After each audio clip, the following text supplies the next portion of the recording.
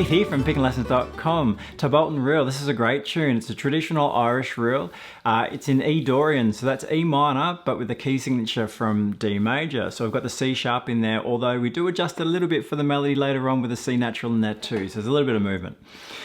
This arrangement, we're going to take a look at part A here in this video in a moment, but if you head to pickinglessons.com, you can grab yourself a copy of this tablature for the arrangement, and in the member section there, we're going to break down part B of the tune. You'll also have some play along and backing tracks there once you do get to know it as well. Now, this is quite advanced, this tune. We're playing it at a fast tempo, and there's some quite advanced techniques in here as well. So it's going to be a bit of a challenge, and we'll break it down, and we'll break down each of the parts as we go.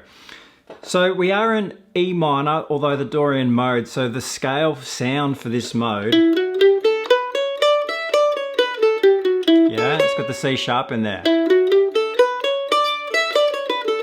So that's the E minor, the Dorian mode.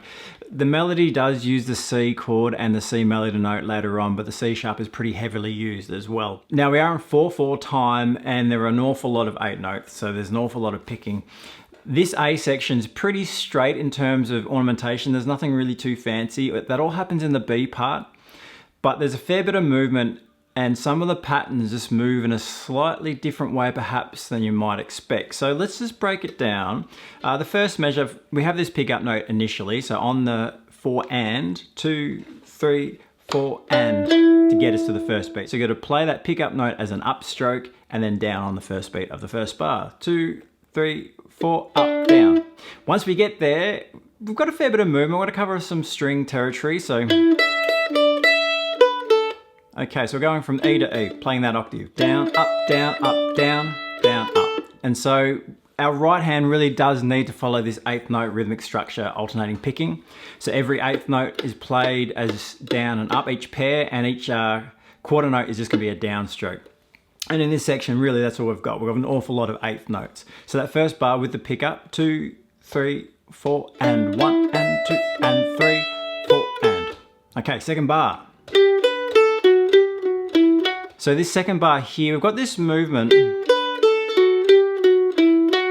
which personally I found I always wanted to play the G, back to the G there, but watch for that F sharp. So down, up to the F sharp there, second finger, and then running down the scale, but back to the F sharp. Let's try that a couple of times. 3, 4, 1, and 2, and 3, and 4, and.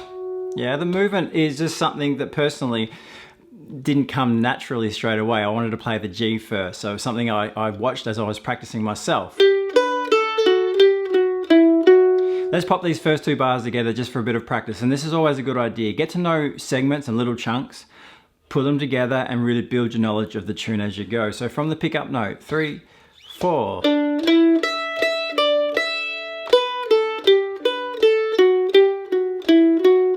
To the D there in the third measure. Really keep an eye on your right hand. Fingering your left hand's all pretty standard positioning for those fingers. It is all in the tablature, all notated there if you want to check it out. Measure 3, we've changed to that D chord here, and the melody, of course, is doing that as well.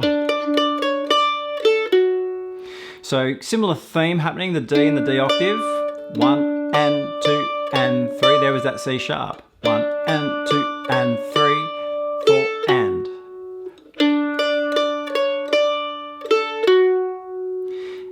And then moving on into measure 4. 1 and 2 and 3 and 4 and. Okay, we'll come back through all of this in a moment, but do remember to chunk it up and practice it. We have a bit of a repeat to follow on next. But of course, it does vary a little bit, and we're going to move it up through the scale there on string 1. So 1 and 2 and up the scale. Watch the picking. Measure 6. 1 and 2 and 3 and 4 and. Let's put those 2 bars together. So what have we got there? Measure 5 and 6. Ready? And.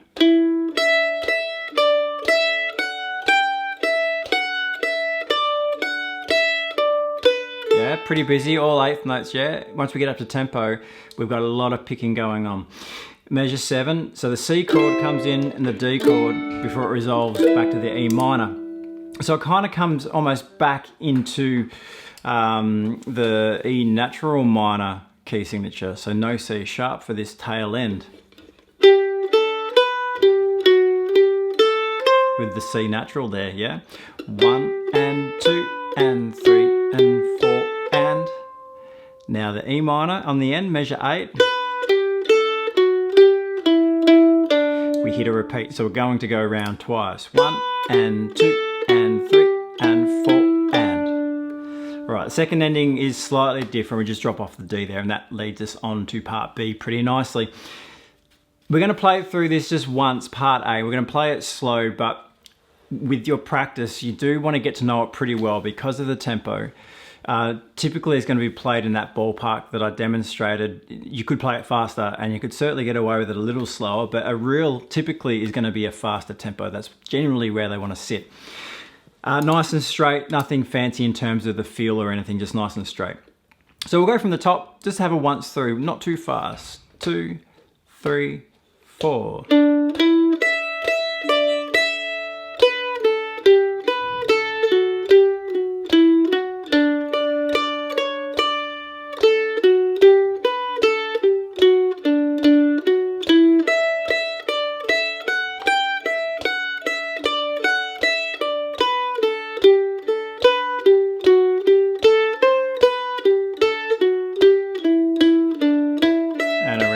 Go for the second time.